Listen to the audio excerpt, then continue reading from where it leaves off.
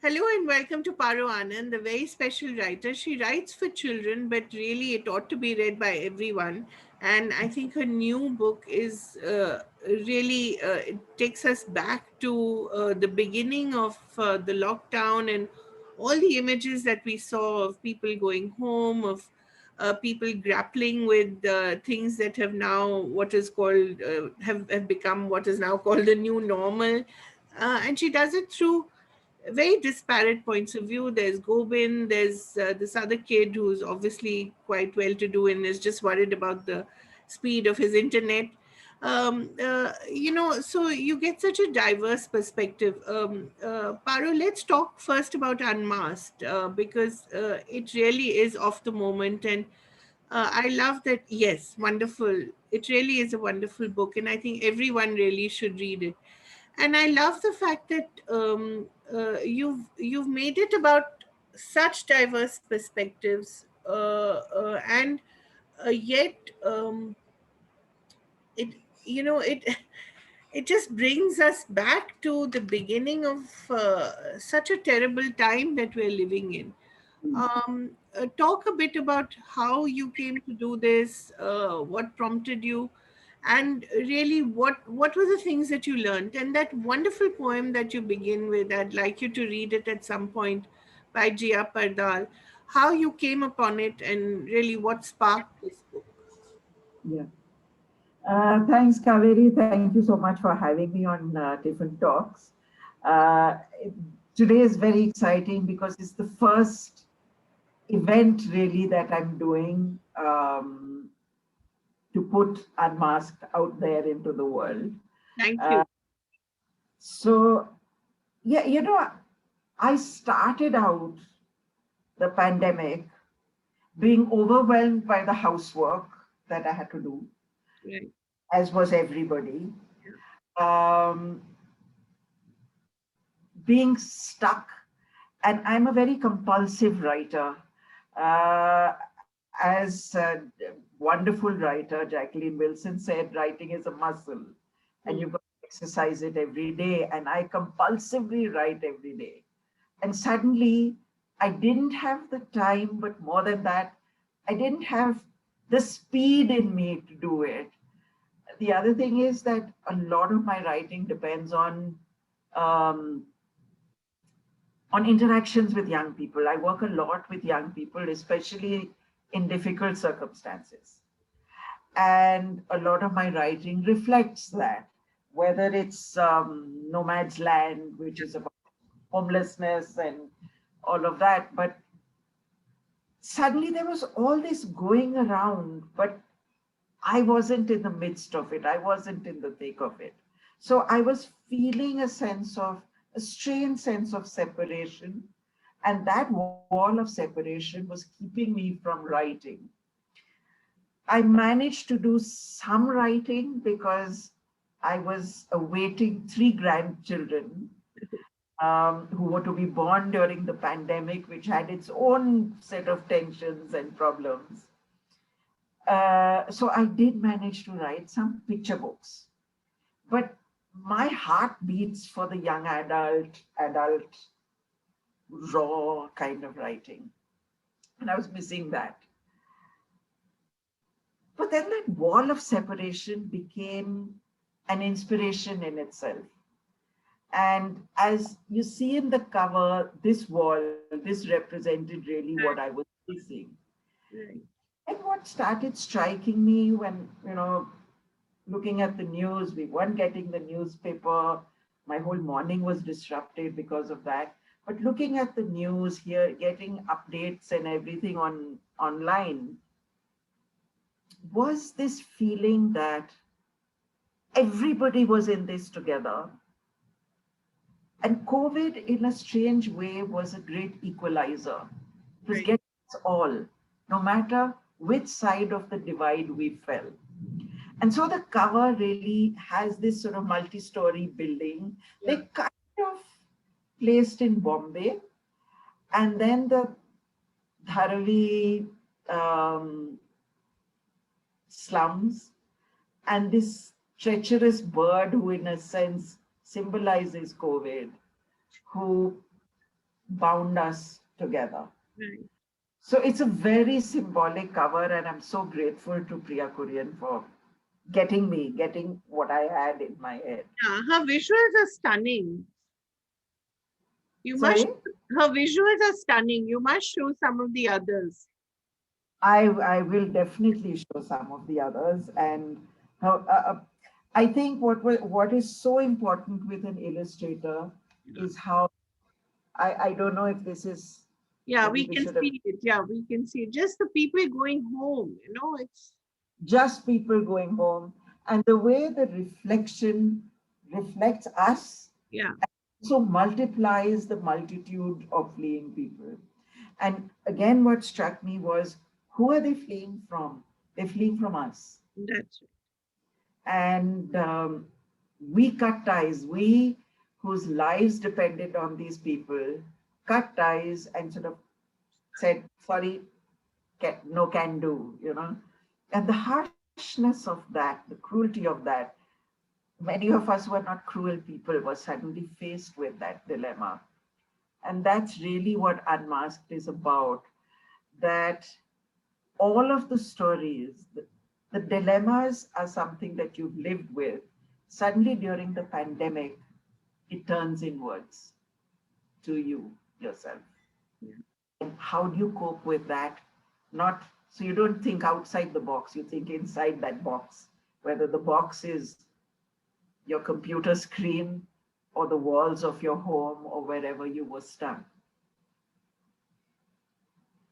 Yeah, and when you see Gobin's life, the little boy whose mother is one of the chuttabais, as you call them, as they're called in Mumbai, and you see him trying to look for a place of his own and trying to protect his mother, and the mother squirreling away what little money she has in socks that her employers have given her, which is so thoughtless, because really what is she going to do with socks? But it's just the way we casually give away things and think that we're doing our staff a favor, or even the Yeah, words even the words that the boy in the apartment building, he can't come up with the right word. You call him a servant, you call him a help, and then he's struggling with his mother's cooking.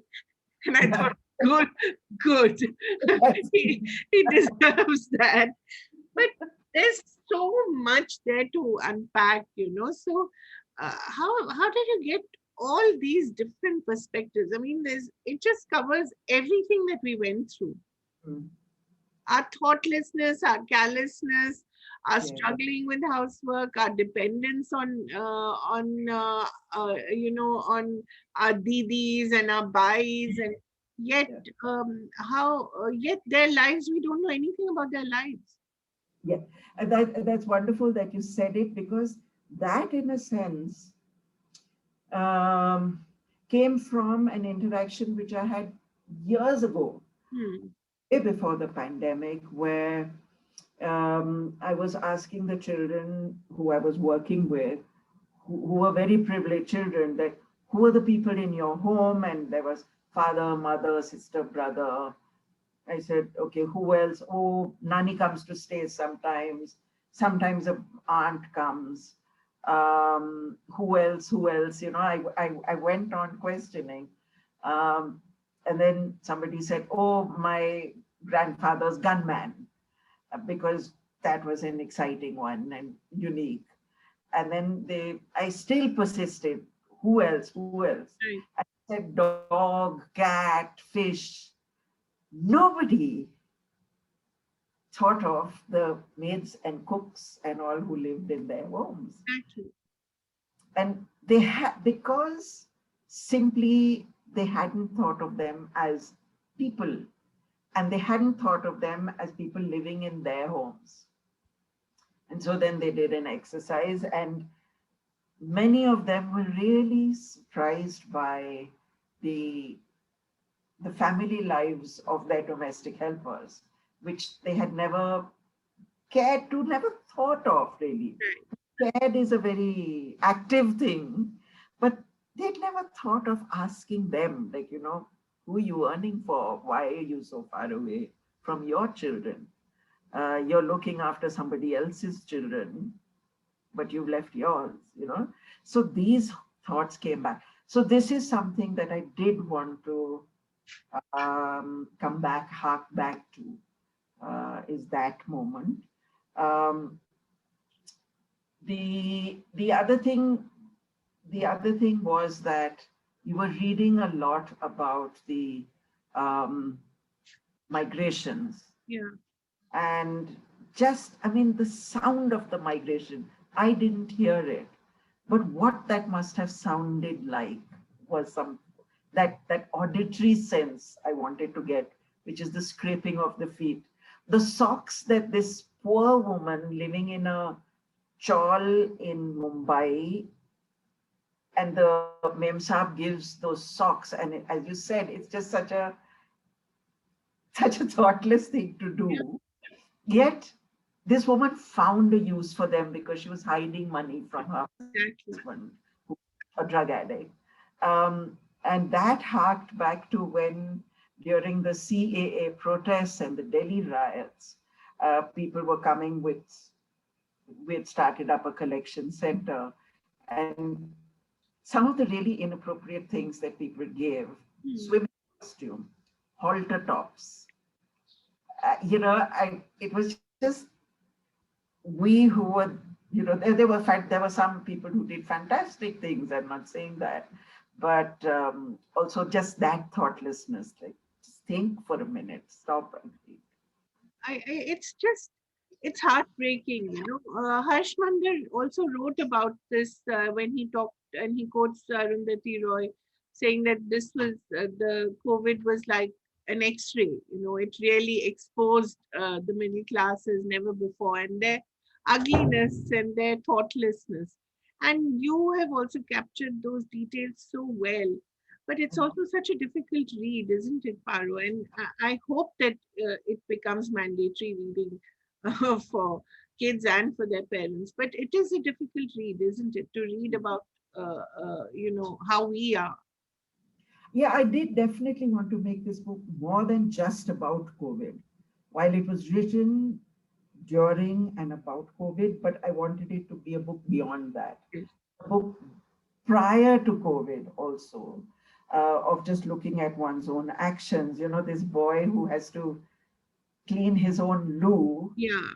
and discovers how disgustingly he leaves the loo for somebody else to clean. He finds it like gag worthy, and yet he's been leaving it for somebody else to do. So I, just those things. But there are also, Kaveri, I think, which is always very important to me in my writing, are the is the feeling of hope. Yeah. It's the feeling of that there's life beyond this. Right. The feeling that this question, what can I do? Yeah. And of course, that brings me to the poem that I start the book with. It's so wonderful. It's so wonderful, it's so moving. And the girl who starts the book off, Jiya, she's just 13. She was just 13 years old when she wrote it. And it was part of a workshop, that she was a participant in a workshop, and I was encouraging them to read their writings. And she read this. I'd been randomly writing COVID stories, but I somehow wasn't being able to find a hook to hang it on. And her poem, which is "What Would You Do," was that hook. Um, that was the thing that bound the two worlds. And that gave me the frame for the book. And so I had actually intended to call the book COVID's 19. Mm. Oh, So okay. 19 stories around Teen story. COVID's 19. Uh, and at that time, last year, the marketing people at Penguin said that, look, COVID's going to be over by the time the book comes out. We don't want, nobody is going to want to pick up a book about COVID. They're going to want to forget about it. How wrong can you be? There was no predicting that. And so, therefore, the wonderful editor who was working on it, she came up actually with the name Unmasked, Yeah. which I think Is overcame the fact that COVID was still happening. And it's right. unmasking, peeling away those layers of one's own life and living till this moment.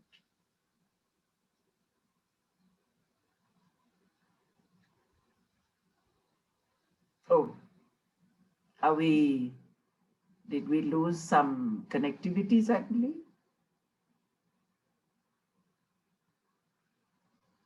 Ah, I think I'm okay.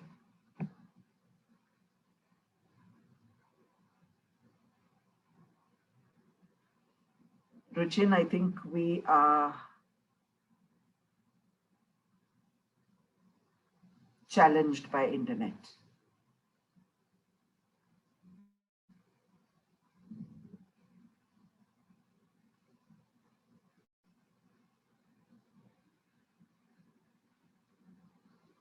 Hi, is it me who is having the problem? Or is it Kaveri?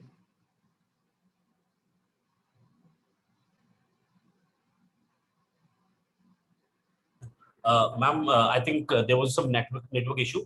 She got disconnected. She might be joining Right. in back. We are pausing the recording right now.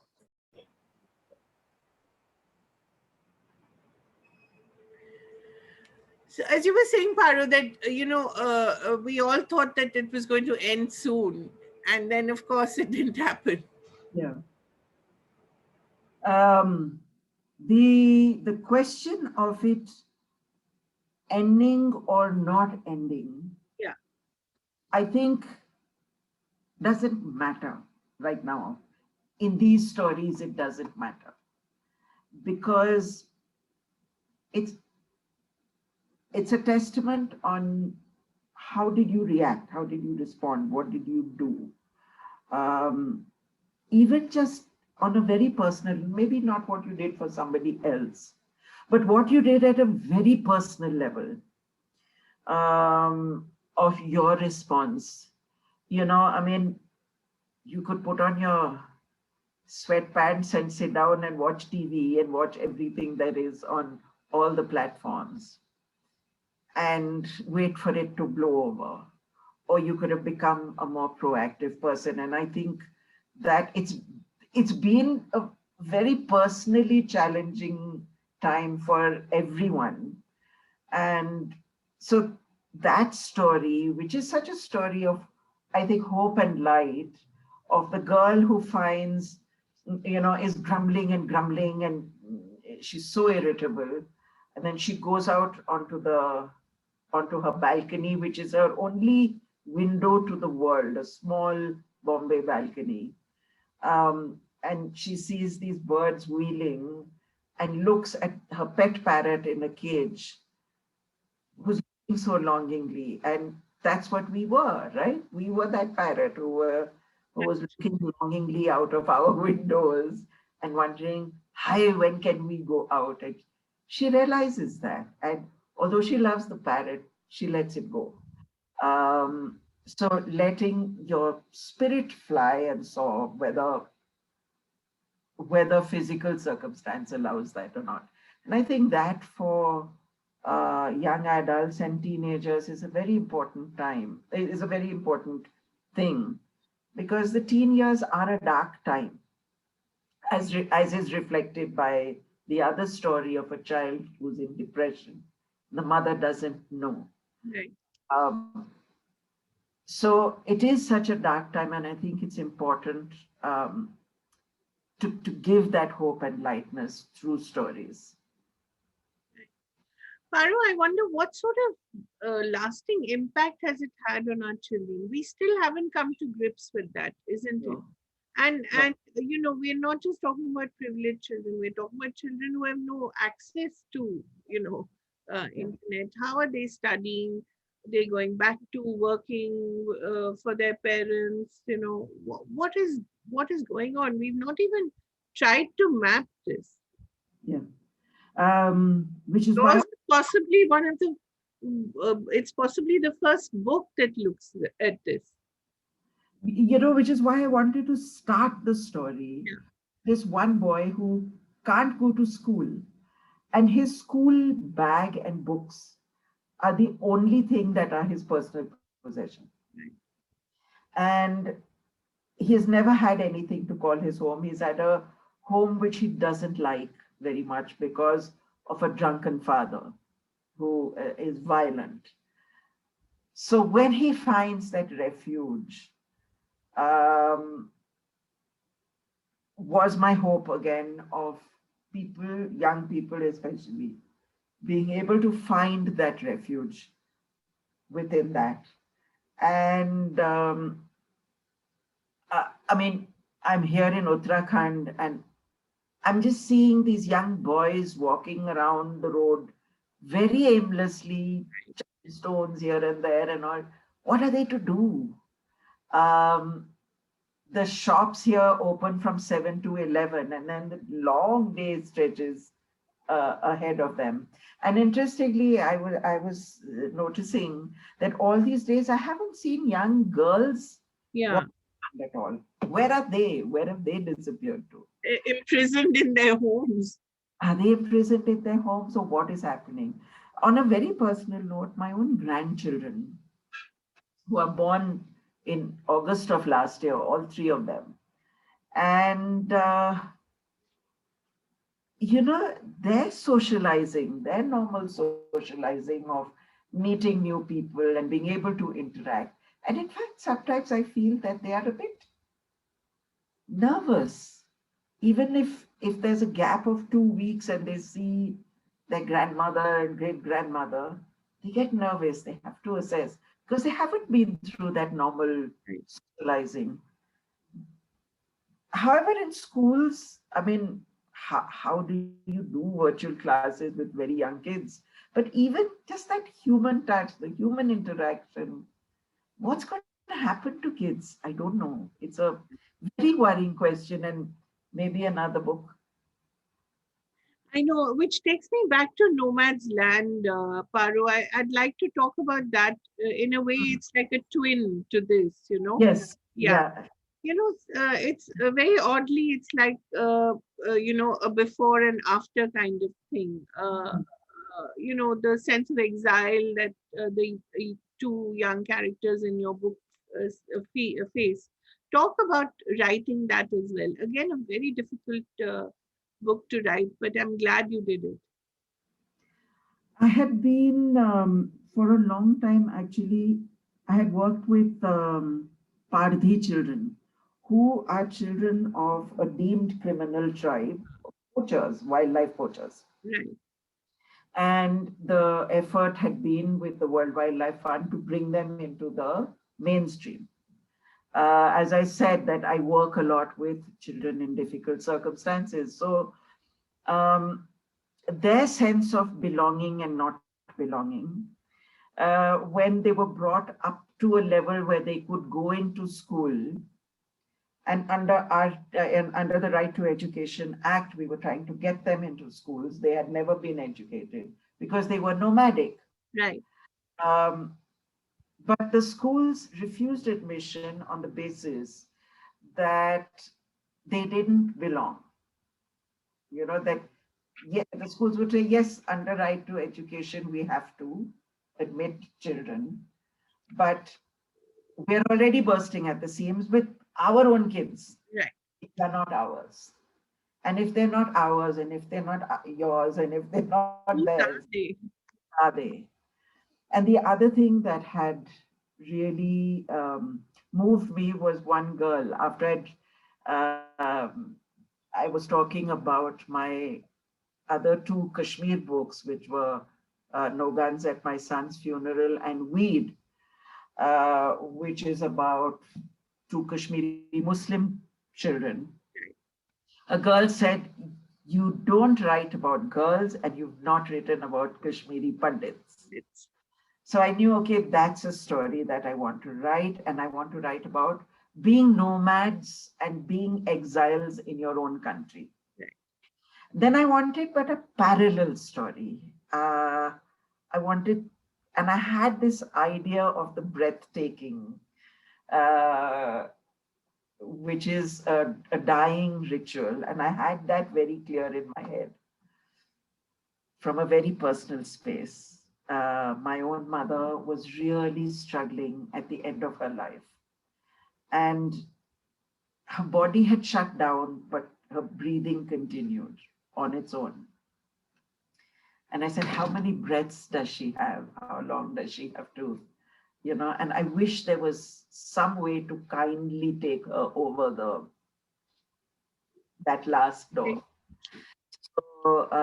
So that came from a very personal space. And so um, I wanted to write about it, but I couldn't find a death ritual which would be acceptable when you're writing about for young people. So I had thought of Tibetans perhaps, and this is sort of alludes to the Tibetan migration. But some of their traditional death rituals are actually quite frightening, I think, especially since it was for a young right. young readership. Because this was about, they have something called body breakers who literally break the bodies. Yeah. I thought, I can't write that. So I made up a tribe, and actually that was very freeing because I could make up their clothes, their language, their food, their customs. And it was very exciting. It was a little bit like playing God to, to make up a whole people. And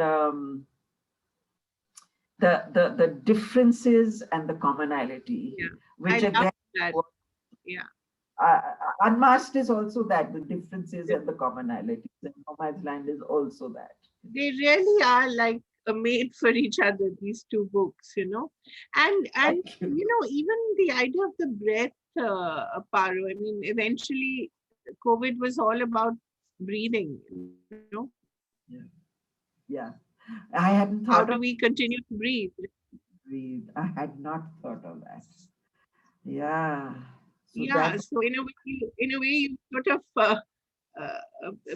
predicting in a way, or sort of setting the stage for uh, what has happened. mm, mm. So My own daughter, my daughter, who's an avid reader, now in her 30s and a mother, um, she hasn't read Nomad's Land. And I keep telling her, please read it. And she says, yeah, I can't read it. You write such sad books. But it's not a sad book. I think both of these are stories of hope eventually, and the human spirit. and the feistiness of the girls. I mean, they're such brave And girls.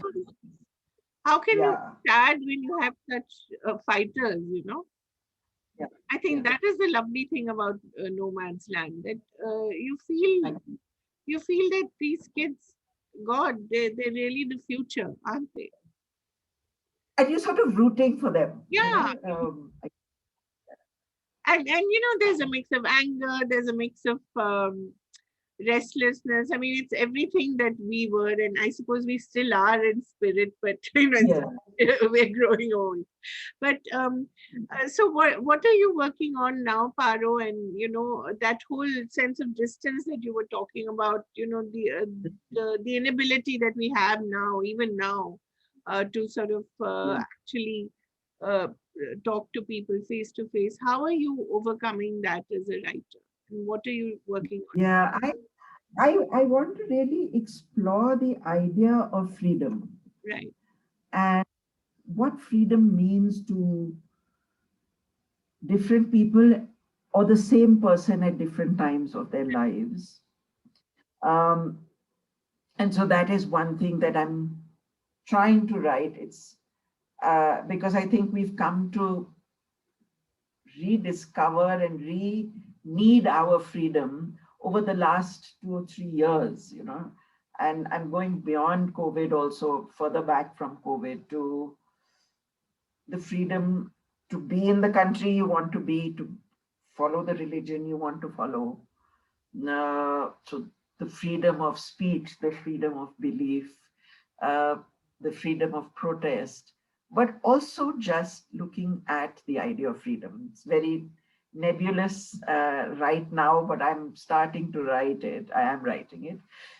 The other is a very exciting idea that has been fascinating me for a while, which is to write a two-character story where one character doesn't speak at all, but and they don't have common language, but yet they have to communicate. And so one character sort of takes the story forward in words. The other one will have to take the story forward in through drawings and illustrations. Wow. So this is a crazy thought at the moment. But it's lovely. May I ask you to end by reading not your words, but Jia's words, because Yeah. of course, your words are lovely. But Jiya, that little girl, I talk a little about her as well, where you Yeah. discovered that. You said it was a So I workshop. Where is she from? Yeah, but what has been a very interesting thing during COVID is that normally when I'm doing a workshop, and I do lots of them, it's for a particular age group Right. and for a particular school or a particular group of kids who all hang together, kind of thing. Um, because this has been online, we were able to, we threw it open. And so there were children who had written essays in school, and there were professional writers who were in their 70s. And Oh, everybody was doing a common workshop together and they're reading. And it was in that, and as I said at that time, I was struggling with these different thoughts and these very diverse stories. They were not hanging together, except, I mean, I didn't just want to hang it, कि COVID ho gaya. I wanted something more. I wanted a more solid peg. And when Jiya wrote this poem, and as I said, the first beautiful, just the um, title, "What Would You yeah. Do?" uh, gave me the frame and the window. And I always start my poems, I always start my books with a few lines of a poem or speech or song that Hmm. kind of mm, frame the book for Right. me and give me that window or give the reader the window to enter. And Jia's whole poem did it so well. So I decided, since we had thought of COVID's 19, that hers would be the very first. What Would You Do by Jiya Pardal.